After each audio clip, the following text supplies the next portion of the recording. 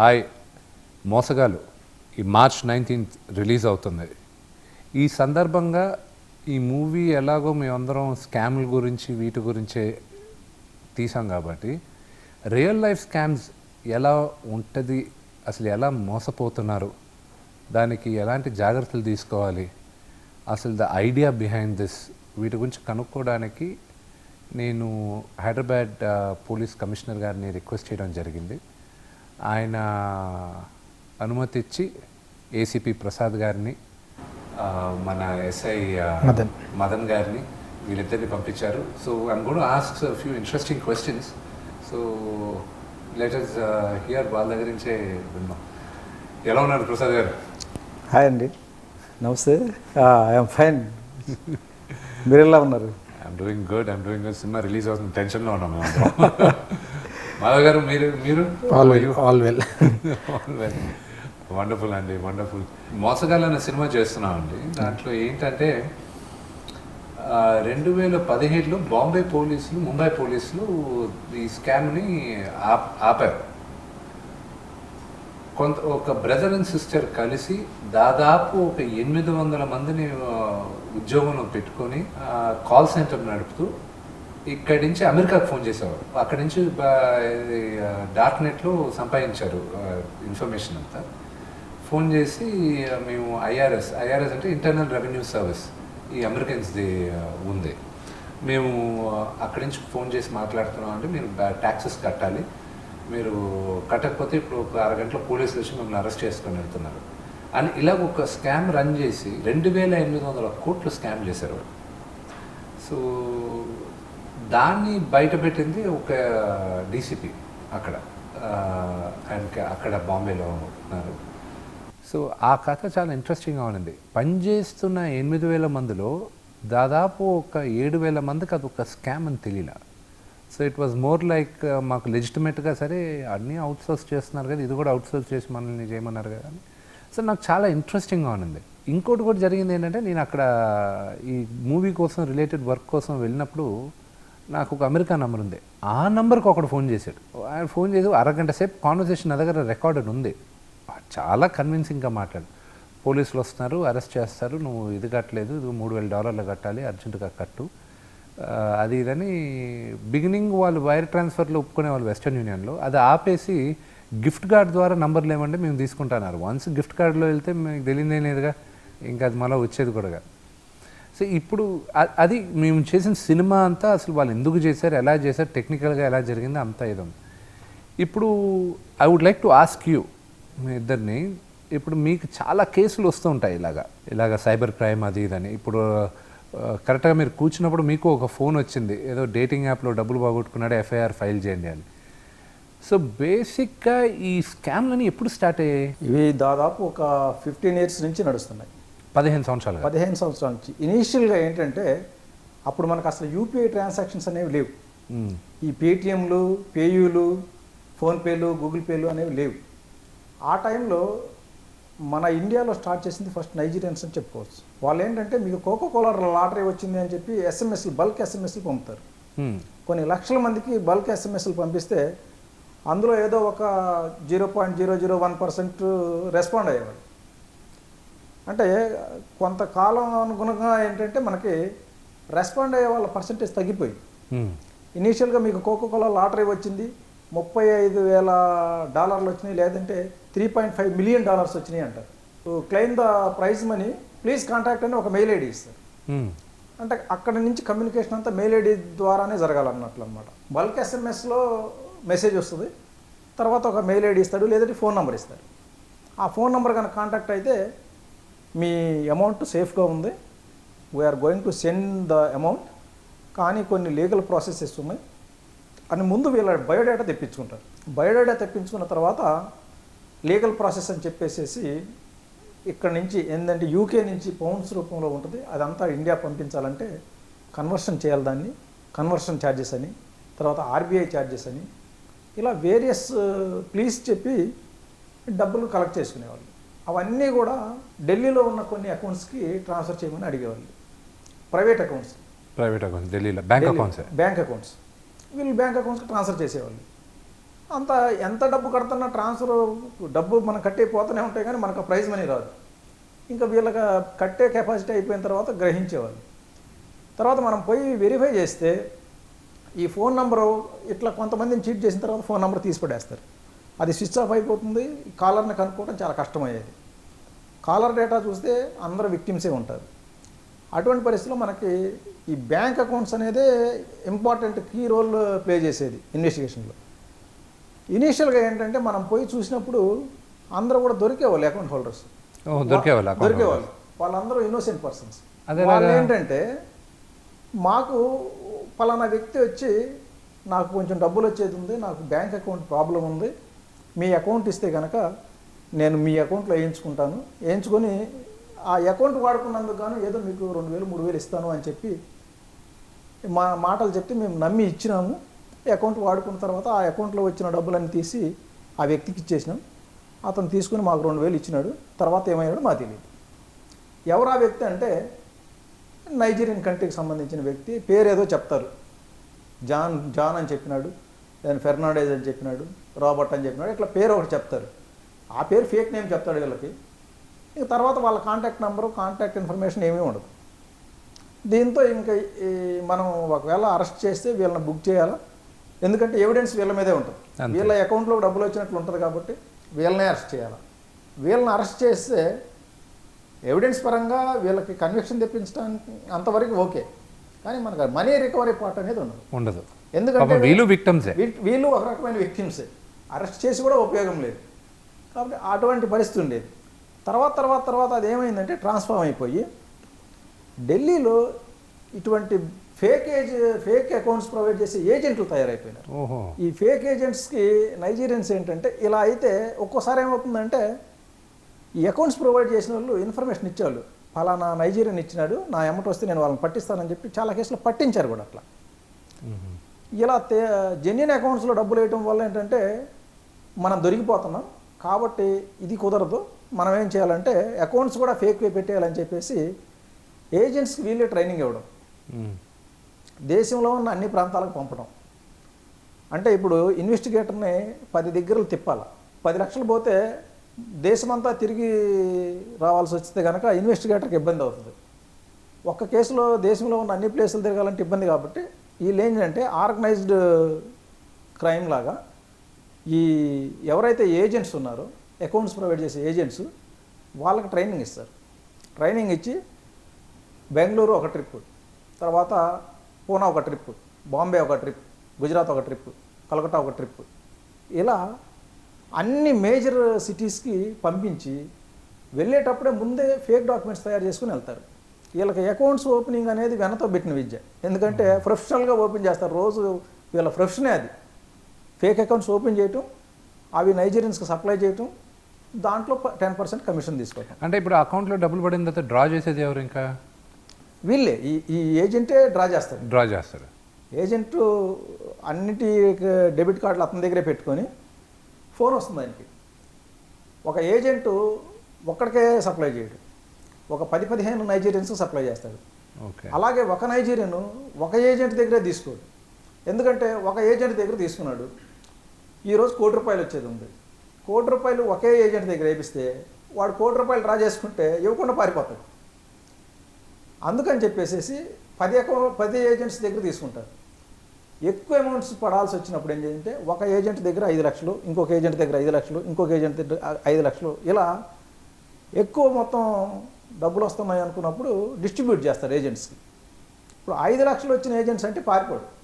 ఎందుకంటే పారిపోతే ఇక వాడికి తర్వాత ఫర్దర్ ఎవరో అకౌంట్స్ ఎవరో ఆ 5 లక్షలతోనే క్లోజ్ అయిపోదు. అందుకని అదే ₹1,00,00,000 అయితే కోర్టు వచ్చినాయి కదా దాంట్లో ఇంకేంటి మనకి అని చెప్పి అది తీసుకొని పారిపోతే సెటిల్ అయిపోతామనే ఉద్దేశంతో పారిపోతుంటారు. దానికి ఇట్లా 10 మంది ఏజెంట్స్ దగ్గర నుంచి అకౌంట్స్ తీసుకుంటారు, అందరికి డిస్ట్రిబ్యూట్ చేస్తారు. పెద్ద అమౌంట్స్ వచ్చినప్పుడు, చిన్న అమౌంట్స్ వచ్చినప్పుడు ఒక ఏజెంట్కి ఇస్తారు. 1,00,000 వచ్చింది, 1,00,000 వస్తే ఒక ఏజెంట్కి ఇస్తాడు. ఆ ఏజెంట్ దాన్ని 2 అకౌంట్స్కి డిస్ట్రిబ్యూట్ చేస్తాడు, అంటే డ్రా చేసుకుంటానికి అన్నమాట. ఇప్పుడు అన్ని మేజర్ బ్యాంక్స్ అన్నీ కూడా గోల్డెన్ కార్డ్స్, ప్లాటినం కార్డ్స్ అని చెప్పేసి 1 lakh వరకు మనం విత్డ్రావల్ లిమిట్ ఇచ్చినారు. డెబిట్ కార్డు మీద 1 lakh వరకు చేసుకోవచ్చు. అదే మామూలు కార్డ్స్ అయితే 40,000 50,000 వరకు ఉన్నాయి. వీళ్ళందరూ కూడా ప్రీమియం ప్లాటినం కార్డ్స్ తీసుకుంటారు. ప్లాటినం డెబిట్ కార్డ్స్లో ఏంటంటే 1 lakh వరకు లిమిట్ ఉంటుంది. కాబట్టి ఇప్పుడు 5 లక్షలు పడితే కనుక దాన్ని 5 అకౌంట్కి డిస్ట్రిబ్యూట్ చేసేస్తారు. ప్రతి వాళ్ళు ఇప్పుడు ఏజెంట్స్ అంతా ఈ ఇంటర్నెట్ బ్యాంకింగ్ వాడుతున్నారు. ఇంటర్నెట్ బ్యాంకింగ్ ద్వారా పడిన వితిన్ 2 minutes 5 అకౌంట్స్కి డిస్ట్రిబ్యూట్ చేస్తారు. మనకేమో విక్టిమ్ వేసిన అకౌంట్ ఒకటి వస్తుంది. ఆ అకౌంట్ నుంచి డబ్బులు ఎక్కడ పోయినాయి తెలుసుకోవాలి అంటే ముందు ఆ బ్యాంకుకి పంపించి దాన్ని స్టేట్మెంట్ తెప్పించుకోవాలి. స్టేట్మెంట్ తెప్పించుకొని చూసేలోపు అది 5 బ్యాంకులకు వెళ్ళిపోతుంది. మళ్ళీ మీరు 5 బ్యాంకుల్లో 5 బ్యాంకులకు పంపించాలా. ఇది మనకు టైం టేకింగ్. ఈ టైంలో విత్డ్రా చేసేస్తారు అనమాట. ఇలా ఇప్పుడు ప్రస్తుతానికి ఏజెంట్ సిస్టమ్ వచ్చేసింది అకౌంట్స్ విషయంలో. నైజీరియన్స్ చేసే ట్రెండ్ కూడా ఇంతకు ముందు మార్చేసి ఇప్పుడు ఎక్కువ ఫేస్బుక్ మ్యాట్రిమోనియల్ చేస్తున్నారు వాళ్ళు. Facebook matrimony. ఫేస్బుక్లో కనుక మనకి ఎప్పుడైనా సరే ఫారినర్ నుంచి ఫ్రెండ్ రిక్వెస్ట్ వచ్చింది అంటే నో డౌట్ అది సెంట్ బై నైజీరియన్ అని ఖచ్చితంగా చెప్పారు. ఎందుకంటే మనకు ఫారినర్స్, తెలియని ఫారినర్స్ ఎవరు కూడా ఫ్రెండ్ రిక్వెస్ట్ పంపరు. అలా వైట్ స్కిన్ ఫోటోతో కనుక రిక్వెస్ట్ వచ్చిందంటే నో డౌట్ అది నైజీరియన్ పంపించినట్లే. మ్యాట్రిమోనియల్స్లో ఎలాగ స్కామ్ జరుగుతుంది? మ్యాట్రిమోనియల్స్లో ఎలా అంటే మనకి మ్యాట్రిమోనియల్ ప్రొఫైల్స్లో ఫారిన్ అలియన్సెస్ అన్నీ కూడా జెన్యున్ కాదు.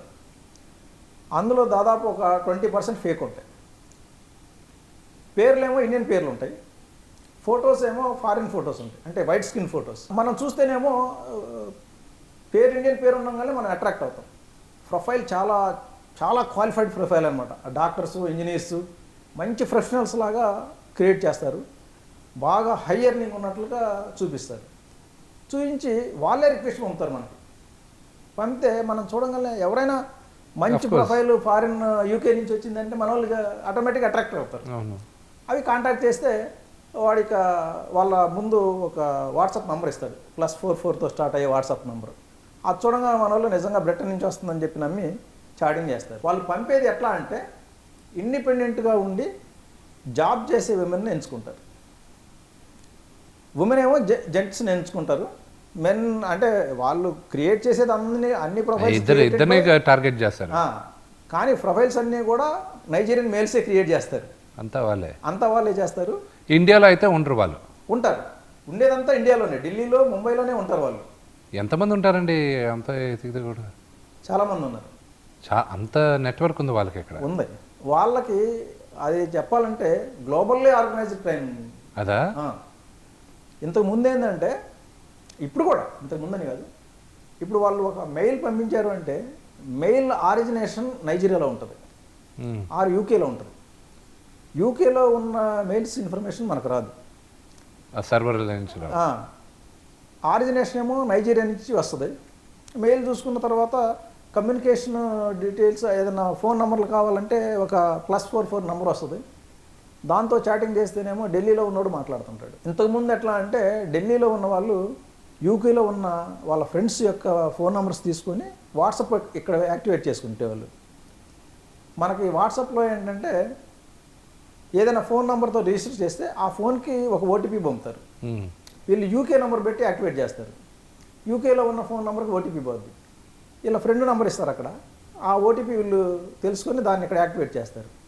అంటే యూకేలో ఉన్న ఫోన్ నెంబరు ఈయన ఫోన్లో ఇక్కడ ఢిల్లీలో యాక్టివేట్ అయిపోద్ది. దాన్ని పెట్టుకొని చాటింగ్ చేస్తుండేవాళ్ళు. ఇప్పుడు యాప్స్ వచ్చేసినాయి. యాప్స్ రావడం వల్ల ఇప్పుడు ఆ ఇబ్బంది లేకుండా పోయింది వాళ్ళకి. ఇంకా ఈజీ అయిపోయింది. ఇంకా ఈజీ టెక్నాలజీ పెరిగేసరికి స్కాములు చేయడం ఇంకా ఈజీ అయిపోయింది. ఇప్పుడు జెన్యున్ పర్సన్స్కి ఎంత ఉపయోగపడుతుందో దానికంటే రెట్టింపు క్రిమినల్స్కి ఉపయోగపడుతుంది టెక్నాలజీ. కాబట్టి మీకు మనగా మీరు డీల్ చేసిందో వాట్ ఈస్ అంటే బాగా విచిత్రమైన case, what do you think మీరు హ్యాండిల్ చేసిన వాటిలో? Availability, accessibility of technology has become 2G, 3G, 4G, 5G. This evolution process probably 10 years లో 5Gకి వచ్చేసినాం. 2G, 3G 2 decades పడితే penetration for any cyber crimes has gone to the village level. ఇప్పుడు ఒకరు conventional క్రైమ్లో ఏంది, they want to do something or dacoity robbery చేయాలంటే they do a recce 3 days and they see what is the everything in ఏంటి, exit ఏంది, they అలా proper plan and then execute and they go where they leave the some footprints. But contrary cyber crimes ఏంటంటే somebody will sit in Jharkhand, somebody will sit in Rajasthan, అతను చేసే victim ఎవరు అనేది maybe ఆ rickshaw puller కూడా అయి ఉండొచ్చు. Because everything we are moving to digital payment systems, we are force to move. So they have no option, just auto rickshaw కూడా we are going with digital. So ఆయన ఫర్ ఎగ్జాంపుల్ ఆయన call చేసే అతను technology driven crimes ఉండే, as you said earlier case study which are referring to that US scam. So if you observe it, majority they convince you, all they have a basic information, then they'll convince you. That is called social engineering technique. Only technology use చేసి they'll come into your account, they hack into your account and they దాన్ని అక్కడ నుండి తీసేయడం అనేది ఉండదు. ఇప్పుడు మీరు అన్నట్టు స్పెషల్ వింత కేసులు అనేవి ఉండవు, every day is a new case. ఇప్పుడు మీరు వచ్చి నాకు ఇది వింత అని చెప్పనీకు ఉండదు, మీరు ఏది చెప్పినా అది నేను నమ్ముతాను. సైబర్ క్రైమ్స్లో, కన్వెన్షనల్ క్రైమ్లో వచ్చి బిల్డింగ్ పైన ఉన్న నన్ను కొట్టాడు సార్, ఆ 2 బిల్డింగ్ జంప్ చేసి వచ్చిందంటే విచ్ ఈస్ వియర్డ్. అవును, అది జరిగే పని కాదు. కానీ సైబర్ క్రైమ్స్లో ఎవ్రీథింగ్ ఈజ్ పాసిబుల్. మీరు నా దగ్గరకు వచ్చి ఇది జరిగింది సార్ అంటే నేను నమ్ముతాను, బికాజ్ నేను రూల్ అవుట్ చేయలేను. అది కొత్త కాదు, వింత కాదు, నాకు కొత్త అయిపోతుంది. సో ఇంకో కొత్త టెక్నాలజీ వచ్చింది, వీ షుడ్ అడాప్ట్, నేర్చుకోవాలి. హైయెస్ట్ స్కామ్ అంటే ఇలాగ మోసపోయింది మీకు ఎంత, మీ కేసులో మీరు హ్యాండిల్ చేసిన కేసులో ఏది హైయెస్ట్ డబ్బులు పోగొట్టుకున్నారు? ఇప్పుడు లాస్ట్ 1-2 ఇయర్లో 2020 ఆఫ్టర్ పాండమిక్ మీరు 2 కేసెస్ మంచి నేషనల్ వైజ్ సెన్సేషనల్ అయినాయి. వన్ ఈజ్ గేమింగ్ అని. సో మార్చ్ 2020 మన 22nd లాక్డౌన్ స్టార్ట్ అయింది కదా. స్టార్ట్ అయిన తర్వాత జనాలు ఇంట్లో కూర్చోవడం మొదలుపెట్టారు. సో దే వాళ్ళకు ఒక ఎంటర్టైన్మెంట్ కావాలా, గేమింగ్. సో గేమింగ్ అనేది ఒక ఆల్మోస్ట్ ఒక వ్యసనంలోకి వెళ్ళిపోయింది జనాలకు. అదంతా ప్రొవైడ్ చేసింది ఏంటంటే బెట్టింగ్ చేసి కలర్ ప్రెడిక్షన్స్ అనేవి విచ్ ఆర్ మనం మ్యానిపులేట్ చేయగలిగిన ఉన్నవి చైనా బేస్డ్ ఉండే అన్నట్టు. మన దగ్గరికి ఒక కేసు వచ్చినప్పుడు ఒక 4-5 సూసైడ్ కేసెస్ అయినాయి అక్రాస్ ఇండియా. అయ్యో. సో ఏంటి అంటే 2 లక్షలు 3 లక్షలు కొట్టుకొని ఆ టైంలో ఇంట్లో కూర్చున్నారు కాబట్టి దాన్ని కరెక్ట్ ఎక్స్ప్లాయిట్ చేశారు అన్నట్టు. ఇప్పుడు ఎవరైతే నేను చైనీస్ అని చెప్తున్నాను, మనం ఇన్వెస్టిగేషన్ 70,000 తోటి it was an FIR of 70,000 start అయితే సబ్సిక్వెంట్ ఇన్వెస్టిగేషన్లో మనం ఐడెంటిఫై చేసింది 2,000 crores. 2,000 కోట్లు ఎగ్జాక్ట్లీ ఆన్ గేమింగ్లో ఓన్లీ. అందుకే ఇప్పుడు తెలంగాణలో ఆంధ్రాలో గేమింగ్ బ్యాన్ చేశారు. తెలంగాణలో బ్యాన్ చేసి 2017 2017 యాక్చువల్గా అది బ్యాన్ చేయడం వల్ల ఈ కేసులు చేయగలిగాం. Okay, credit goes to the government. మనకి ఇప్పుడు గేమింగ్లో 2 రకాలు ఉంటాయి, స్కిల్డ్ అన్స్కిల్డ్ అని. ఇప్పుడు స్కిల్డ్ గేమ్ అంటే ఏంది, రమ్మీ, వేర్ మన మైండ్ అప్లై చేయాలి. అన్స్కిల్డ్ అంటే ఏంది, తీన్పత్తి, అవును, నీకు pure luck based games. So మన స్టేట్లో ఏంటంటే 2017లో అమెండ్మెంట్ ఏం చేశారంటే మీరు ఏ గేమ్ అని ఆడండి, ఇఫ్ యూ పుట్ మీరు డబ్బులు పెడితే ఇల్లీగల్. అది స్కిల్లా అన్స్కిల్డా వీ డోంట్ కేర్. ఆ యాక్ట్ ఉండడం వల్లనే మనం 2020లో ఆ FIR చేసాం. దగ్గర క్లోజ్ టు, మీరు ఊహించుకోండి, ఒక యాప్ డెవలప్మెంట్కి ఎంత డబ్బు ఖర్చు అవుతుంది, ఎక్కువ పెద్దగా ఏం అవ్వదు కదా, రైట్? అది యాప్ను సోషల్ మీడియా మీకు సడన్గా ఒక మెసేజ్ వస్తుంది, వర్క్ ఫ్రమ్ హోమ్ అని వస్తుంది మీకు లింక్. అవును, ఇంట్లో కూర్చొని 15,000 సంపాదించండి అని వస్తుంది. న్యాచురల్గానే జాబులు పోయినాయి. సో క్లిక్ చేస్తారు, క్లిక్ చేస్తే చక్కగా ఈ యాప్లోకి వెళ్ళిపోతుంది. ఫస్ట్ మీరు ఆడినప్పుడు 100 రూపాయలు పెడితే 100% మీకు 100 వస్తుంది. ఫస్ట్ 10 గేమ్స్లో ప్రెడిక్షన్ రేషియో ఏంటంటే 7:3. 7 సార్లు మీరు గెలుస్తారు, 3 సార్లే పోతాయి. ఓహో. సో న్యాచురల్గా మీకు ఏమైపోతుంది, డబ్బు వస్తుంది, ఈజీ మనీ వస్తుంది. ఈజీ మనీ గేమ్లో నాకు డబ్బు వస్తుంది. ఈచ్ 3 minutesకి ఒక గేమ్ ఉంటుంది. ఈ తర్వాత జరిగేది ఏ గేమ్ కూడా మీకు రాదు.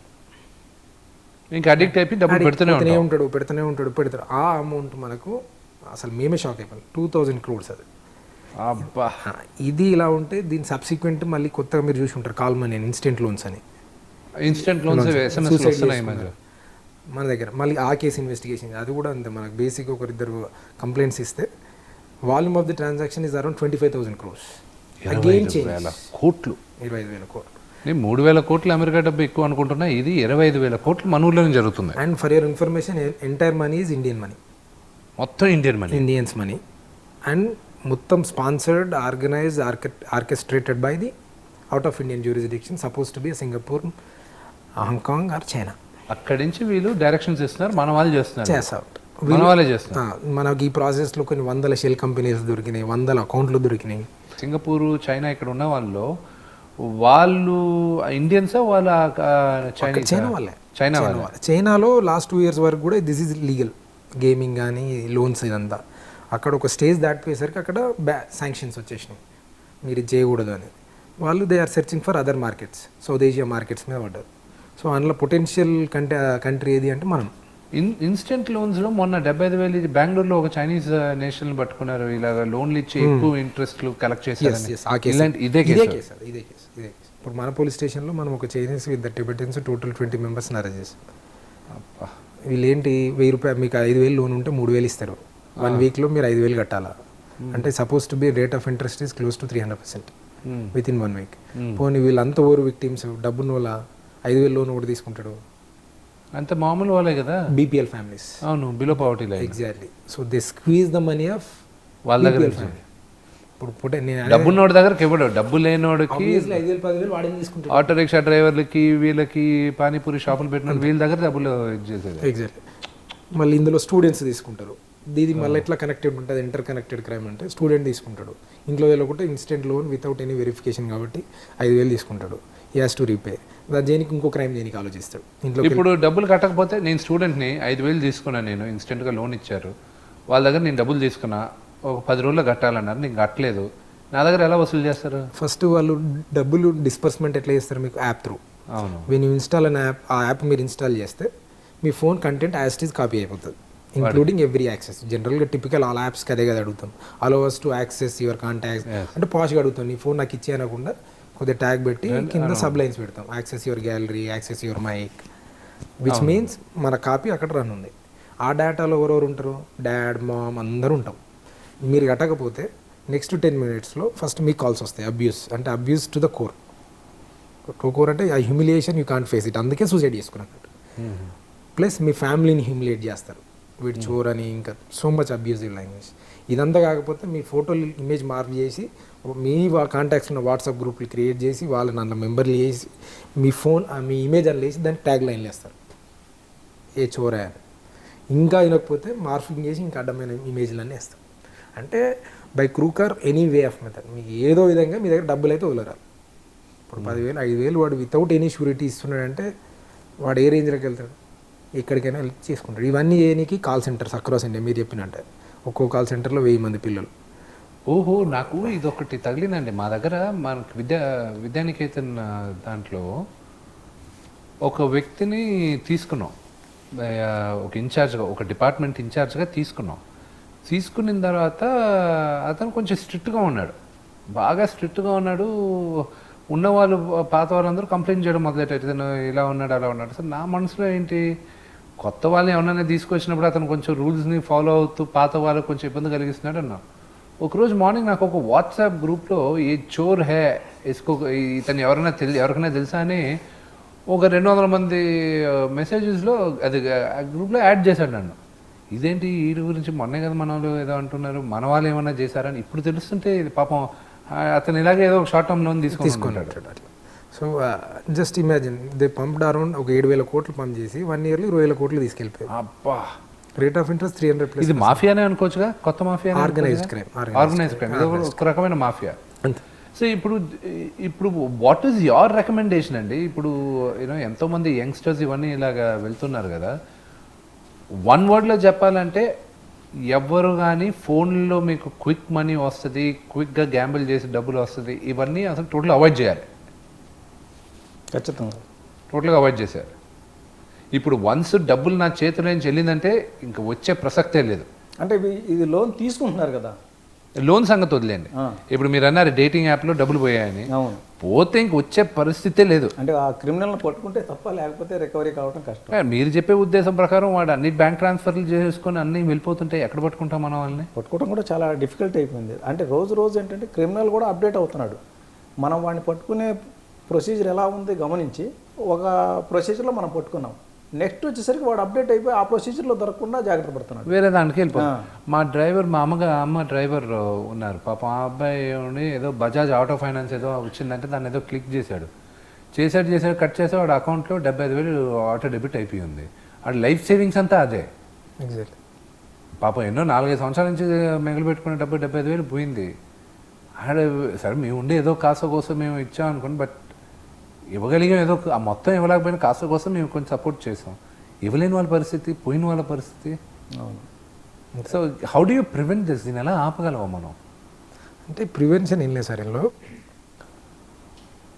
Best solution be aware or vigilant. అందరూ నాకు తెలియదంటే కుదరదు, చదువుకున్నా చదువుకోకపోయినా ఏం చేయాలో ఏం చేయకూడదు అనేది మేము రెగ్యులర్గా సార్ కూడా రెగ్యులర్ అవేర్నెస్ కండక్ట్ చేస్తాం. చూసాను వీడియో, చాలా బాగుంది సార్. లీడింగ్ మ్యాగజైన్స్లో అన్నిట్లో రెగ్యులర్గా వస్తుంది ఈరోజు జరిగిన క్రైమ్ లేనిది ఆన్లైన్లో. ఇప్పుడు సార్ చెప్పినట్టు మ్యాట్రిమోనియల్ ఫ్రాడ్లను మొదలు పెడితే ఒక OLX ఫ్రాడ్ ఉంటుంది, అన్ని ఫ్రాడ్స్కి సంబంధించి ఎవ్రీడే పేపర్లు వస్తుంది. అఫెన్స్ అయిన తర్వాత recovery percentage very less. Reason is అది డిస్పోజ్ అయి ఉంటుంది. అఫెన్స్ కాకముందు ఏం చేయాలంటే ఇప్పుడు మీరు చెప్పినట్టు ఐదర్ ఇప్పుడు దీంట్లో కూడా ఇంకో చిన్న యాడ్ ఆన్ చేస్తాను. ఇప్పుడు డేటింగ్ యాప్స్ బాగా నడుస్తున్నాయి. కరెంట్ ట్రెండ్ ఏంటంటే డేటింగ్ యాప్స్. మీరు యూట్యూబ్ ఓపెన్ చేస్తే మీకు కనిపిస్తూనే ఉంటారు. అవును, విచిత్రమైన ఫోటోలతోటి ఇన్స్టాల్ చేయమని. వాళ్ళు ప్లే స్టోర్లో ఉండరు, ఓన్లీ ఇలాంటి సోషల్ మీడియాలోనే ఉంటారు. ప్లే స్టోర్లో ఎందుకు ఉండరు అనే దానికి ఆన్సర్ అక్కడే ఉంది అన్నట్టు. సో ఇల్లీగల్ అన్నీ ఏది గూగుల్ ప్లే స్టోర్లో కానీ యాపిల్ iOSలో కానీ వీటిలో ఉండరు. 90% ఉండదు, 99% ఉండదు. సో అక్కడ లేకుండా ఓన్లీ బయట సోషల్ మీడియాలో వీళ్ళు కనిపిస్తున్నారంటే something wrong with that. Okay, ఒకటి ఆ యాప్ ఇన్స్టాల్ చేసినప్పుడు సమ్ కైండ్ ఆఫ్ మాల్వేర్స్ వైరస్లో ఏవో డౌన్లోడ్ అయిపోతే ఒక section of crime. Second crime ఏంటంటే వాళ్ళకి లిమిటేషన్ లేదు. ఇప్పుడు వెనేసే డేటింగ్ యాప్ మీరు ఇన్స్టాల్ చేసిన తర్వాత వాళ్ళు సింగిల్ మెన్ అంటే ఎవరైతే ఉంటారో వాళ్ళని ఎక్స్ప్లాయిట్ చేయడం స్టోరీ చేస్తారు. ఇందులో మనకు తెలిసిన కొన్ని ఇన్వెస్టిగేషన్ ఇంట్రెస్టింగ్ ఫ్యాక్ట్స్ ఏంటంటే డేటింగ్ యాప్లో మీరు అపోజిట్ జెండర్ తోటి మాట్లాడడానికి ఇష్టపడతారు, కానీ అపోజిట్ జెండర్ అమ్మాయి కాదు, అక్కడ అబ్బాయి ఉంటాడు. ఈ యూజర్ సమ్ అదర్ యాప్ ఒక అప్లికేషన్ వాడితే అమ్మాయి లైక్ కనిపిస్తుంటాడు మనకు. అవును, ఉన్నాయి. ఇప్పుడు ఇన్స్టాల్లోనే ఉంది, చాలా ఉన్నాయి. ఇక్కడ ఉన్నాడు అనుకుంటే నేను అమ్మాయితో మాట్లాడుతున్నాను అనుకుంటాడు వాడు అక్కడ, కానీ మాట్లాడేది చూసేది అబ్బాయినే. ఈయన చూసేది విజువల్లీ కూడా అంటారు కదా, చూస్తే కానీ నమ్మకూడదు. చూసినా కూడా అమ్మాయి అక్కడ, కానీ అబ్బాయి వాడు. అబ్బాయి ఫిల్టర్లు అవి అన్ని పెట్టుకొని voice modulation everything, body structure everything అమ్మాయి ఉన్నాయి. స్నాప్చాట్ అన్న దీంట్లో కూడా తమాషా టూ మెనీ ఫిల్టర్స్ అప్లై చేసుకుని టూ మెనీ యాప్స్ వచ్చినాయి. అంటే పాయింట్ నేను ఏం చెప్తున్నా అంటే సైబర్ క్రైమ్స్కి వచ్చేసరికి చూసి నమ్ము అని చెప్పే పరిస్థితి కూడా లేదు. అంత వొలటైల్ అయిపోయింది, అంత అన్ప్రెడిక్టబుల్. ఇప్పుడు 2021లో ఉన్నాం. ఇప్పుడే ఇలా ఉంటే ఇంకా నెక్స్ట్ 5 to 7 yearsలో అసలు మామూలు డిపార్ట్మెంట్ కన్నా మీ డిపార్ట్మెంట్కి ఎక్కువ ఫండింగ్ వచ్చేటట్టుంది ఫైట్ చేయడానికి. My God.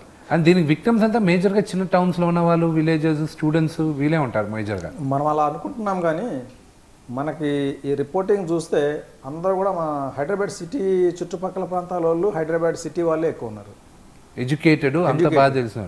దీనికి ఎడ్యుకేషన్కి అన్ఎడ్యుకేషన్కి తేడా లేదు, ఏం లేదు. ఎడ్యుకేటెడే ఎక్కువ మంది ఉన్నారు. మనకి రీసెంట్గా ఈ OLX ఫ్రాడ్స్ బాగా వస్తున్నాయి. OLX ఫ్రాడ్స్లో ఏంటంటే ఇంతకుముందు వాళ్ళు యాడ్స్ పెట్టేవాళ్ళు, క్రిమినల్స్ పెట్టి 2-wheeler 4-wheelers యాడ్స్ పెడతారు. కొత్తగా ఉన్న 5G యాక్టివా 20,000 అని రేట్ పెడతాడు. బ్రాండ్ న్యూ లాగా కనపడుతుంటుంది. పెట్టి 20,000 అనగానే మన వాళ్ళు అట్రాక్ట్ అయ్యేవాళ్ళు. అట్రాక్ట్ అయ్యి మాకు కావాలంటే సరే మీరు ఒక పని చేయండి, నేను మిలిటరీలో పనిచేస్తున్నాను, నేను మీకేమీ మోసం చేయను అని చెప్పి దాని రిజిస్ట్రేషన్ సర్టిఫికేట్ పంపుతాడు. తర్వాత ఆధార్ కార్డు పంపుతాడు. తర్వాత మిలిటరీ స్మార్ట్ కార్డు ఒకటి పంపుతాడు. ఇవి 3 చూడగానే వీళ్ళకి ఒక కాన్ఫిడెన్స్ వస్తుంది, జెన్యూన్గా ఉంది, అది మిలిటరీలో పనిచేస్తున్నాడు, ఆధార్ కార్డు పంపించాడు, రిజిస్ట్రేషన్ సర్టిఫికేట్ పంపించాడు. ఈ రిజిస్ట్రేషన్ సర్టిఫికేట్ ఎట్లా సంపాదిస్తాడంటే యాక్చువల్గా దీని ఓనర్ ఎక్కడో యాడ్ పెట్టుంటాడు, ఒరిజినల్ జెన్యూన్ యాడ్. ఆ యాడ్కి కాల్ చేస్తారు. కాల్ చేసి మీ బండి నాకు బాగా నచ్చింది, దీని RC పంపండి అంటారు. అంటే అమ్ముకునే అతను మరి RC పంపకపోతే ఎట్లా అని చెప్పి RC పంపుతాడు. తర్వాత ఇది ఎవరి పేరు మీద ఉంది అంటే ఏదో RCలో ఒక పేరు ఉంటుంది, ఈ పేరు మీద ఆధార్ కార్డు పంపించండి అంటారు. వాళ్ళు మరి కొనేవాళ్ళకి ఆధార్ కార్డు కూడా పంపితేనే కదా నమ్మేదని ఆధార్ కార్డు పంపుతాడు. దీన్ని ఇంకోటి దగ్గర వాడతాడు. ఈ 2 వచ్చేసింది, ఆధార్ కార్డు రిజిస్ట్రేషన్ వచ్చేసింది. ఈ ఆధార్ కార్డులో ఉన్న పేరు తీసి ఆల్రెడీ వాళ్ళ దగ్గర ఈ PDFలో ఇది తయారు చేసుకొని పెట్టుకుంటారు. ఇప్పుడు అందరూ ఫోటోషాప్ అనేది చాలా కామన్ అయిపోయింది, ఈజీ అయిపోయింది. అదే నేర్పిస్తుంది మనకు ఎట్లా తయారు చేయాలనేది. ఫోటోషాప్లో వేసేసి ఒక ఆర్మీ స్మార్ట్ కార్డ్ తయారు చేసేస్తాడు. ఆ 3 పెట్టుకుని ఇదే యాడ్ని వాడు కాపీ చేసుకుని వాడు పెడతాడు. ఇక్కడ 70,000 పెడితే మనవాడు 20,000 పెట్టేస్తాడు.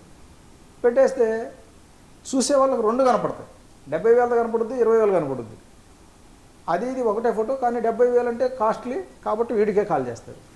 20,000 కాల్ చేస్తే వీడు కూడా అన్ని జెన్యూన్గా అన్నీ పంపుతాడు. స్మార్ట్ కార్డు పంపించాడు, రిజిస్ట్రేషన్ సర్టిఫికేట్ పంపించాడు, ఆధార్ కార్డు పంపించాడు. 3 పంపించిన తర్వాత ఇంకేంటి అని చెప్పేసి సరే ఎట్లా అంటే ఒక పని చేయండి, మీరు మా మిలిటరీ రూల్ ప్రకారం దీనికి ప్యాక్ చేసి పంపాలా, ప్యాకింగ్ ఛార్జెస్ 4,000 పంపించండి అంటాడు. అది పంపించిన తర్వాత ట్రాన్స్పోర్ట్ ఛార్జెస్ పంపాలా ఒక 4,000 అంటాడు. అదొక కట్టించేసుకుంటాడు. అది అయిపోయిన తర్వాత మిలిటరీ గేట్ ఛార్జెస్ అంటాడు. మిలిటరీ గేట్ పాస్ అవ్వాలంటే ఛార్జెస్ ఉంటాయి దానికి, అది 10,000 అండి. టోటల్ చెప్పిందేమో 20,000. ఇవే దాదాపు కట్టించేస్తాడు. కట్టించిన తర్వాత నేను మా కొరియర్కి ఇచ్చేసినాను, కొరియర్ తీసుకొని వస్తున్నాడు అంటాడు అని ఒక నంబర్ ఇస్తాడు. తర్వాత నెక్స్ట్ డే ఆడు కాల్ చేస్తాడు, నేను బైక్ తీసుకొచ్చాను, శంషాబాద్ ఎయిర్పోర్ట్ దగ్గర ఉంది, ఓనర్ మీకు హాఫ్ పేమెంట్ చేయమన్నాడు, 10,000 కడితే డెలివరీ చేసేస్తా అంటాడు. సరే ఇంకా ఎట్లాగూ తీసుకుంటున్నాం కదా దాంట్లో 10,000 కట్టేస్తాడు. కట్టిన తర్వాత మళ్ళీ కాల్ చేస్తాడు, ఓనర్ ఒప్పుకోవడం లేదు, 20,000 కడితేనే ఇవ్వమన్నాడు బైక్, మీరు 20 కడితే ఇస్తా లేకపోతే లేదంటే ఆ టైం కూడా కట్టేస్తాడు. అంటే ఇప్పుడు ఈ కట్టాల్సిన 20 వచ్చేసినాయి, ఆ ముందు ఆ ఛార్జ్ ఈ ఛార్జ్ అని చెప్పేసి కొంత కట్టించేసుకున్నాడు. టోటల్గా ఒక 40,000 వరకు లాగేశారు. లాగిన తర్వాత మీరు ఇందాక వేసిన 20,000 మాకు రిఫ్లెక్ట్ కాలేదు, అవి మళ్ళీ వేస్తే ఇస్తాం లేకపోతే లేదంటాడు. అంటే ఇది బేసిక్గా కకృతి వల్లే. అంతే. ఇప్పుడు యాక్చువల్గా 2020 మోడల్ బైక్ ఇంత చీప్గా రాదు అనేది అందరికి తెలిసిన విషయమే, కానీ కకృతి పడతారు. ఎంత రేషియో అంటే సపోజ్ ఒక 100 మంది మోసపోయారు అనుకోండి, దాంట్లో ఎంతమందికి న్యాయం జరగచ్చు ఈ సైబర్ క్రైమ్లో? అంటే మనకి ప్రస్తుతం ఉన్న స్టాఫ్ ప్రకారం అయితే ఒక 20% వరకు జరుగుతుంది. మిగతా 80% దొరికే ప్రసక్తి లేదు. అంటే మనకి స్టాఫ్ అంతా అన్నిట్లో 5 times ఇంక్రీజ్ అయిపోయింది ఒక 3 years బ్యాక్ చూసుకుంటే కదా. సో అక్రాస్ ద కంట్రీ పెరుగుతుందండి ఇప్పుడు ఇది, ఈ క్రైమ్స్ ఇంకా అక్రాస్ ద కంట్రీ ఇదే పెరగచ్చు. ఇదే ఇప్పుడు ఏం లేదు సార్, ఇప్పుడు న్యాయం అనే దానికి మళ్ళీ definition. What do mean by న్యాయం అంటే రికవరీ పియరమా, పట్టుకోవడమా? పిటిషన్ అయినా ఎఫ్ఐఆర్ అయినా రాజస్థాన్ బేస్డ్ మాకు 100 కంప్లైంట్లు ఉంటాయి మంత్లీ. ఇన్వెస్టిగేషన్ సేమ్ అందరికీ. ఇప్పుడు ఈయనకు సపరేట్ ఆయనకు సపరేట్ ఉండదు. ఇన్వెస్టిగేషన్ ద ఎఫర్ట్, మేము పెట్టే ఎఫర్ట్ ఏదైతే ఉంటుందో ఇట్ ఈస్ సేమ్. మీరు అన్న న్యాయం డెఫినేషన్ ఏమవుతుంది అంటే విక్టిమ్కి ఏముంటుంది, జైలుకి వెళ్ళడమా, ఆయన చంపేయాలి ఉరిదీయాలని ఉండదు, నా డబ్బు వచ్చిందా లేదా ఆయన ప్రాబ్లం.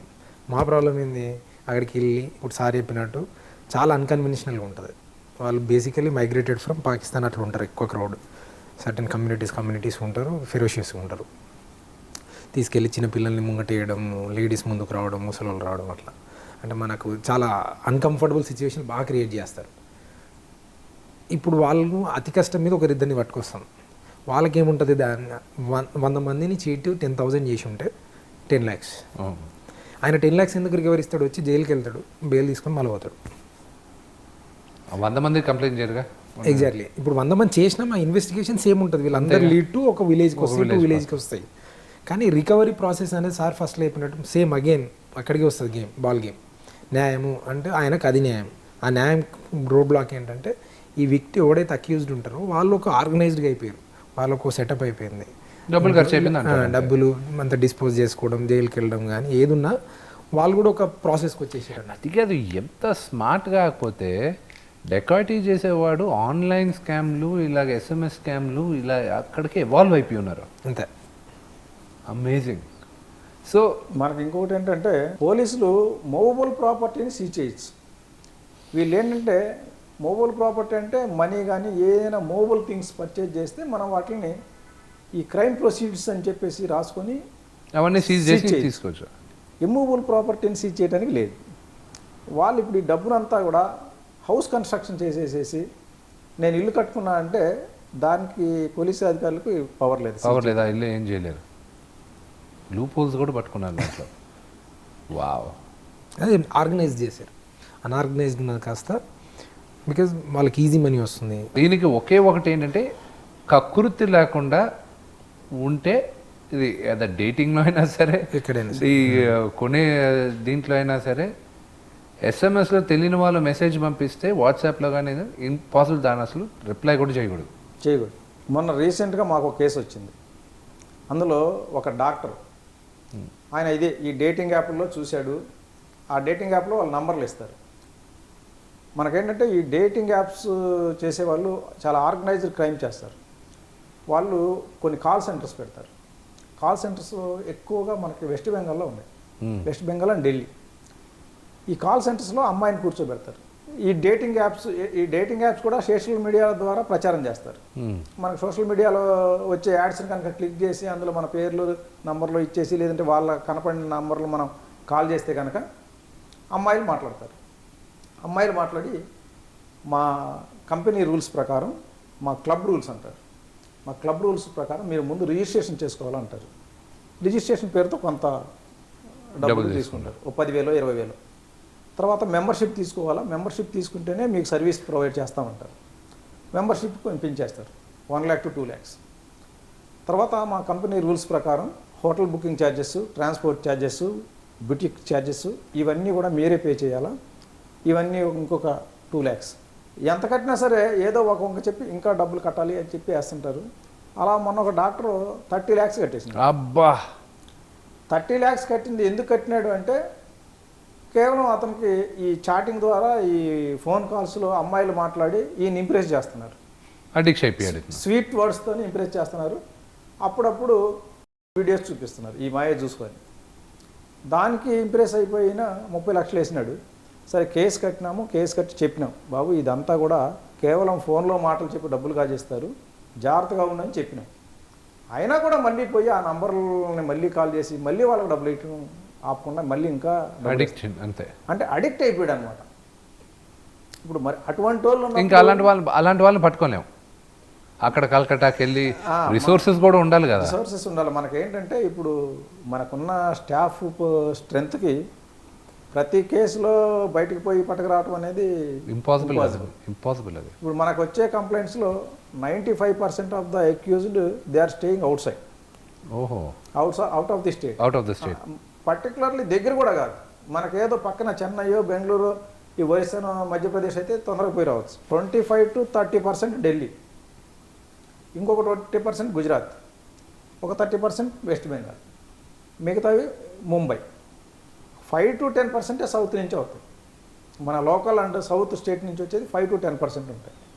90% కూడా ముంబై, రాజస్థాన్, ఢిల్లీ, వెస్ట్ బెంగాల్, బీహార్ అండ్ జార్ఖండ్ ఇవి ప్లేస్లు. అంటే టూ ఫార్ ఫ్రమ్ హైదరాబాద్. అంతే, ఇంకా మీరు రిసోర్సెస్ అన్నీ ఇక్కడి నుంచి అక్కడికి వెళ్ళి తీసుకొచ్చేది. ప్రతి కేసులో అంత దూరం పోయి ఎఫర్ట్స్ పెట్టి పట్టుకురావడం అంటే ఇబ్బందికరమైన విషయం. But hats off to you, పాపం మీ విజిలెన్స్, మీ ఫైట్ వెళ్తూనే ఉంది. But thanks a lot for coming ఈరోజు. ఐ రియలీ అప్రిషియేటెడ్ మీరు వచ్చిన దానికి. సో యూనో వాట్ ఎవర్ మీరు మా తరపు నుంచి మీకు ఎలాంటి సపోర్ట్ కావాలన్నా, ఎలాంటి అవేర్నెస్ ప్రోగ్రాములు చేయాలన్నా, we are all there for you. And at least we want to really help out, and hats off to the cybercrime department. మీ అందరం ఏదో ఒకటి ఉంటుంది కదా. అంటే ఇది దాదాపు కరెక్ట్గా లెక్కేసుకుంటే సంవత్సరానికి 1,00,000 కోట్ల స్కామ్ అన్నీ కుడితే. సో ఇట్ ఈస్ ఇంక ఇది ఇండియన్ ఎకానమీనే దాటేస్తుంది కొన్ని సంవత్సరాలు ఈ స్కామ్లో. My God, thank you very much for coming అండి. I really appreciate it. మోసగాలు చూడండి, యూనో వీ డోంట్ వాంట్ ఇలాంటి స్కాములు చేయకూడదు, ఎలాగా ఏంటి అనేది కొంచెం ఎమోషనల్గా అయినా కనెక్ట్ అవుతారు. Thank you very much sir. Thank you.